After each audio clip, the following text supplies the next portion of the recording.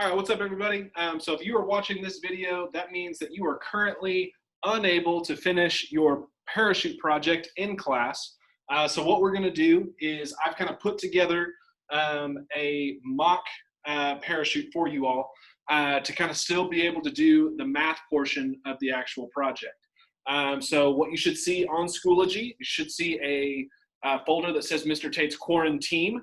That is just all of my students so far in this particular class who currently are not able to come back to school because of an exposure to coronavirus. So what we have here is just one of the short intro videos that should kind of help you guys to stay on task to continue on with our project and not get caught behind just because you're quarantined.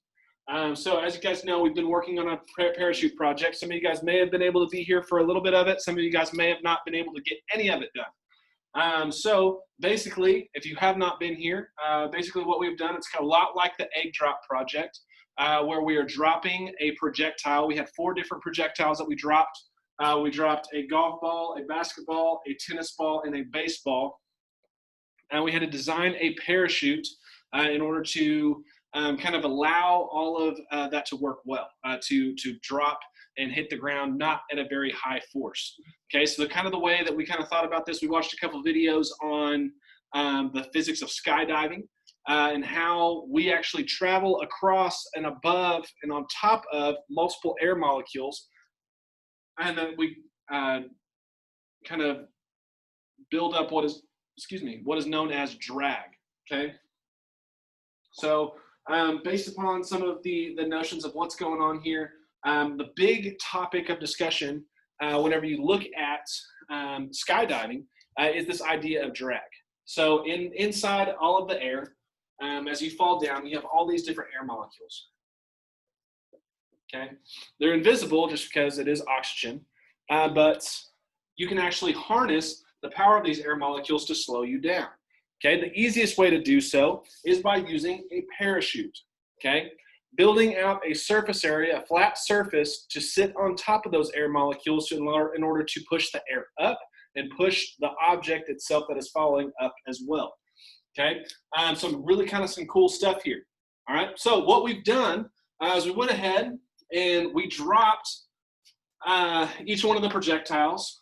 You can see I've got 2 sets of data here. I've got before parachute and I've got after parachute.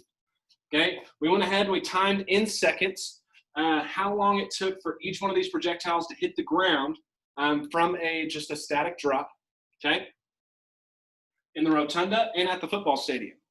Okay, as we can see here, all right, we have multiple different things going on. So we've got a basketball falling at 0.79, golf ball falling at 0.86, baseball falling at 0.96, and a tennis ball dropping at 0.97, okay?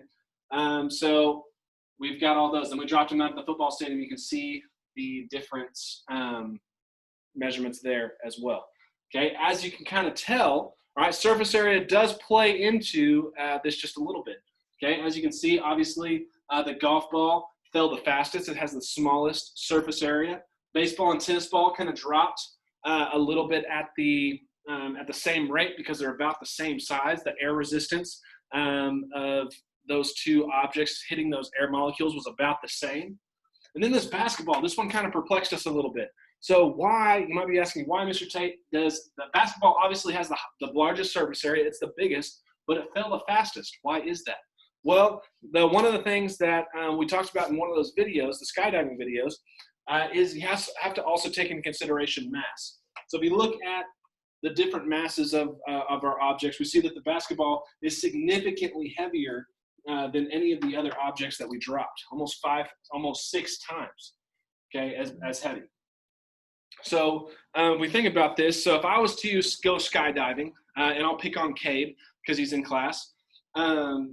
So if I was to go skydiving and Cade was to go skydiving with me, even though I have much more surface area, okay, I'm much taller, I would still fall faster than Cade does just because of the fact that I weigh significantly more than he does. Okay, so that kind of makes sense. Surface area does play a lot into it, but mass also plays a small portion into it as well. Okay, so we've got all of our before parachute data. I went ahead and I created a mock parachute and we tested it, okay, outside. These are going to be the data points that we have, okay? So think of it this way. Think of these numbers kind of like our egg drop numbers that whenever we drop. This is how long it took to hit the ground, and we're going to calculate force on this object, okay? You might be asking, okay, Mr. Tate, what about the mass? All right, so the way that we calculate the mass is by, I just came up with this number of 94 grams. This is about the average of everybody else in the class's devices.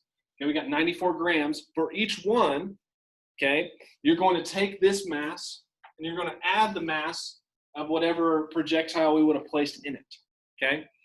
From these, you are going to use your three equations, just like the egg drop, okay? The first equation is finding the impact velocity, okay? Remember that velocity initial is always 0.